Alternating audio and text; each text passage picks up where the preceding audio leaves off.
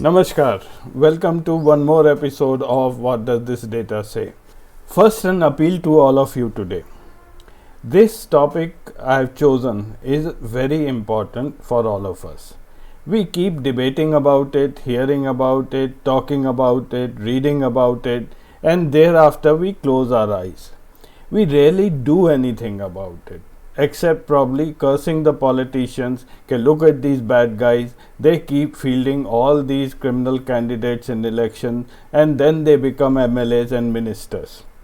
Now today's episode, in the end, I want to collect your views, how to go forward, and thereafter I will assure you that we will do something, and that something will come from all of us. So again, my request, watch it till the end and please do comment. Now if you see this issue about criminals in politics who have become MLAs, MPs and ministers, if you really see who all are responsible, I think it is me and you who are responsible. Have you ever gone to voting by looking at the criminal antecedents of a person? I rarely see anyone doing that, although that information is all made available on the website of the Election Commission of India. Secondly, one more information and a small disclaimer. This information which I am presenting today all has been taken directly or indirectly from the Election Commission of India. Much of it has been taken from the Association of Democratic Reforms, that is ADR, who runs mydata.info. ADR in turn has taken the data from the nomination papers filed by the candidates, which are available on the Election Commission of India's website. Second is a small disclaimer. Whenever I will use the word criminal here, the intent is always accused and not convicted. I just wanted to make that thing very clear. Also, each of these data sets which we have taken have a certain date associated with it. So it is not necessary that the same situation exists today. In fact, if you want today's info, you are advised to go to the ECI website and seek such information. Now, criminals in politics is a very age-old issue. We all know that, and we all know there are criminal background people who have entered our politics. So as a first step, I wanted to see whether anyone from the government is concerned about it. So I looked at the Lok Sabha website and just did a search that has any MP ever asked a question, and I found only one question which was asked by an MP, Srimati Riti Pathak, on 7th February 2018. She wanted to ask whether the government has received any proposal regarding taking steps to remove dreaded criminals from contesting elections. A quick word about Riti Pathak, who is an BJP MP from Siddhi in Madhya Pradesh. She was bold enough to ask this question to the BJP minister, being from the party itself. None of the other 542 MPs in this Lok Sabha have raised this issue about criminals in politics. Now, the minister's response was as usual. He never responded to the question. He went around saying that this is governed by the People's Act of 1951, and secondly he mentioned that the issue of electoral reforms has been referred to the Law Commission in 2013, and they have given the report number 244, and no action has so far been taken by this government. What the Law and Justice Minister at that time, Shri P.P. Chaudhary, did not mention that this report by the Law Commission had been received by the then Manmohan Singh government in February 2014, and I don't see any reason why a BJP government will take any action on a UPA report. A quick word about this report, which was submitted by the Law Commission in 2014. Now, the chairman of this committee was Honorable Justice A.P. Shah, the same judge which had decriminalized homosexuality. He was the Chief Justice of Delhi High Court. So he was the chairman, and there were quite a few other members in his team. In 2013, the UPA government under Manmohan Singh had asked the Law Commission to look into a holistic issue of electoral reforms. But this report which was submitted was only a part of it, which was titled Electoral Disqualifications. Along with the report, Justice Shah had submitted a letter which explains why the scope of the report was cut down. I'll just show you a part of this letter. He refers to a Supreme Court case, Public Interest Foundation and others versus Union of India, and he then goes on to mention that the Supreme Court had requested the Law Commission to expedite consideration for giving a report by end of February on two issues. First was whether disqualification should be triggered upon conviction, and second, whether filing of false affidavits could lead to the disqualification of candidates. So though Manmohan Singh did try to push the report, but it was too late in the day, and by February 2014, the government itself was embroiled in so many controversies that it hardly had time to table this on the Parliament. I will read just one para from the report which will indicate how our political parties were looking at this issue. Justice Shah had set up a national consultation on this issue, and he had invited everyone for this. The political parties, students' union, and private parties, and lot of other people he had involved. When he called the political parties, only NR Congress, a very small group from Pondicherry, Jharkhand Student Union, Biju Janata Dal, CPI, CPM, NCP, J&K Panthers Party, Rashtriya Lok Dal and TRS only came to attend the meeting. He said all the other major regional and national parties were invited, though they did not attend.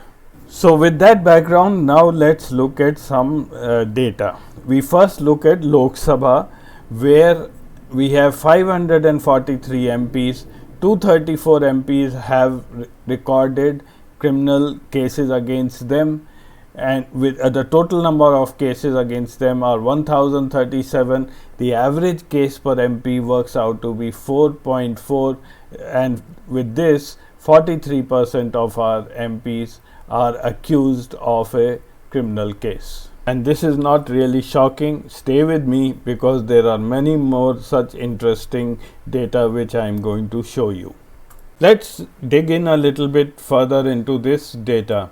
Now here what I am showing you is a chart with the number of MPs in each political party who have a criminal case registered against them.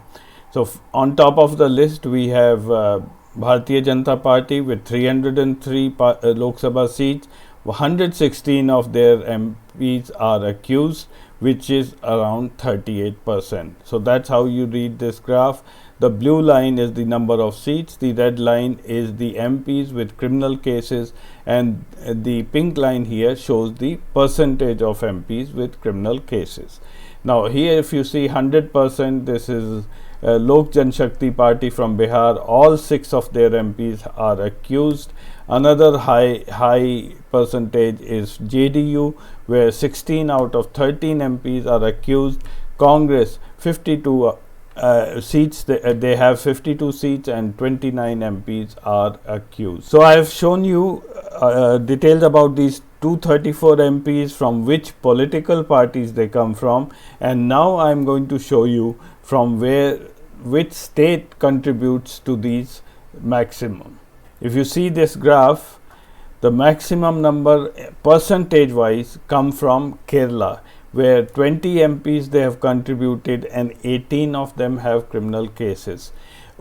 Uttar Pradesh contributes 80 seats to the parliament, and little over half of them, 55%, have criminal cases. Next comes Bihar, 40 seats, 32 have criminal cases, which is around 80%. So, and the remaining from other states. So, what I am going to do now, I will be going into details of a couple of states I will take from here. One is Kerala, Bihar, and Uttar Pradesh, and Punjab, which is not in this list because it's going to the polls. All the while, at least I had this notion that southern states are little better than the northern state. But this figure really changes that notion. Look at this figure. We have all the five southern states here: Kerala, Tamil Nadu, Andhra Pradesh, Telangana, and Karnataka in the top 10 states who are contributing to the criminally accused MLAs and MPs. The North Indian states of UP, Bihar, Madhya Pradesh really is no surprise. Now, before I go over to the state data, I like to show you the member of parliament who has the largest number of pending criminal cases against him. This is Advocate Dean Kuriakose from Udupi constituency in Kerala, belonging to the Indian National Congress, and he has 204 cases against him. If you look at Wikipedia, 203 he is still accused, and in one case he has been given a punishment. Now let's look at the states. I'll show you data from the current Bihar Legislative Assembly. Now here's the data. The color code of this graph is the green lines are the number of seats the party has in the assembly, the orange line is the number of accused MLAs, and the red line is the number of cases against the accused MLAs. Now, there are 241 seats in the Bihar Assembly. Out of that, 163 MLAs are accused in some case or the other. They have total of 644 cases pending against them, which is roughly 68% of the MLAs are accused. The average case per MLA is 4. Now, I will zoom into the top 5 here so that you can see it clearly. Rashtriya Janata Dal RJD tops with 54 accused MLAs out of 74 who have 257 cases against them. BJP is at the second spot with 47 accused MLAs out of 73 and 136 cases against them. These are followed by JDU, Congress, CPI, ML, etc. We now look at Kerala, who percentage wise have the maximum accused MPs in the Lok Sabha. Now, if you look at this figure here, Kerala has 140 seats in the assembly. Out of that, 96 are accused in some case or the other. There are total of 476 cases against them. 69% of the MLAs are accused, and the average case here is 5. One more than Bihar.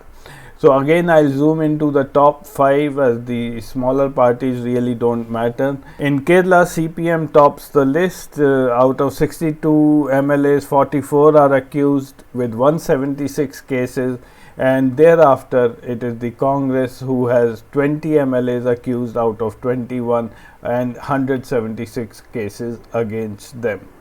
So, is it a trend that about 60 or 70% of our MLAs in the state assemblies are accused in a criminal case? Well, not really. If you look at Punjab, that's one state which really stands out in the terms of number of criminals. Here's the data for Punjab. There are 117 seats in the Punjab Assembly. Out of that, 16 MLAs are only accused in a total of 26 cases, which comes out to be around 14%. Average case per MLA is far below the other states. It is only 1.63. So the last state I will now cover is Uttar Pradesh. Here I will present you two types of data. One is regarding the assembly which was recently dissolved, and the second I will talk of the candidates which are fighting the 2022 election. So look at the data from UP. Here there are total of 402 seats in the assembly. 144 MLAs are accused, which turns out to be 35.8% in 449 cases. Average case per MLA is 3.1. Now BJP here tops the list with 311 seats. They have 114 MLAs which are accused and have 322 cases against them. Thereafter, if you observe the figure, it drops drastically. At second place, we have Samajwadi Party with 47 seats and only 15 cases, 15 MLAs who have cases against them. BSP, this is Apna Dal, Congress, and so on, which further falls rather drastically. So, in the current assembly in Uttar Pradesh, the majority of cases were against the ruling party, which is the Bharatiya Janata Party. Just to remind you, have a look at this figure once again. Keep this number in mind that there were 35.8% accused MLAs accused of criminal cases in the UP assembly, which was dissolved. Before I show you the data of the candidates in the 2022 UP election, I want to show you this graph. This graph represents the average cases per member, and I have taken a few selected states, some of which we have already discussed. Punjab is at the bottom with 1.6 cases per MLA, and the average of the country seems to hover around 4. Lok Sabha MPs is little over that at 4.4, but just look at Tamil Nadu. The number of cases against the Tamil Nadu assembly members is enormous. I haven't presented it here, but the average case per MLA in Tamil Nadu is 12. Now let's look at the data of the candidates who are contesting the UP election. This data pertains to 349 constituencies in the first 6 phases. The number of candidates which have been analyzed is 1655. Candidates with a criminal record in this election in these phases is 690 with an average of 42%. Now in the assembly, I had told you the percentage was 35.8. The number of candidates in this election, it has gone up by a whopping 7 percentage points, which is 42%. Now if you look at the party, BSP is fielding 347 candidates, and out of that 133 have a criminal record. SP has 198 candidates this time with a criminal record. BJP 143 and Congress 140. It looks like all other parties have picked up the cue from BJP to field more and more candidates with a criminal background this time around, though in the assembly they never had so many people with a criminal background. Now this is a huge shift in the thinking of these political parties. The story of criminal accused MPs and MLAs doesn't end here. Look at this data from Uttar Pradesh regarding the MLAs who have been accused in serious crimes. Now, serious crimes are defined as murder, attempt to murder, crime against women, rape, etc. And as I said, we analyzed data in first 6 phases. 690 people were accused in criminal cases. Out of 690, 230 people have been accused in serious crime, which is 33%. And if you look at this last bar here, which is the red alert constituencies. Now, a red alert constituency is defined as wherever there are 3 or more candidates having a criminal record, the constituency becomes a red constituency. Now, out of 349, 188 constituencies more than half are in UP are red alert constituencies. And many of these candidates will soon become MLAs and go on to become ministers as well. So let's sum up all the things. The previous government made a very feeble attempt to try to do something. I don't think their intention was to change the law. The current government, if they have 50% of their MPs with criminal backgrounds, do you think they will do anything about these people? No, they won't. The judiciary has laid its hands off. They say this is a matter for the legislative. So now who is left? It is me and you who are left, and for years we have been voting these people into power. Even persons who have been accused in serious crimes go on to become MLAs. The political parties are not doing anything. So isn't it time now that we should have a look at it? Think about it, write to me, and even if it's a very small step, it doesn't matter. We will try to start doing something. With that, I'll end this episode. See you again next week with some other interesting data. Till then, Namaskar.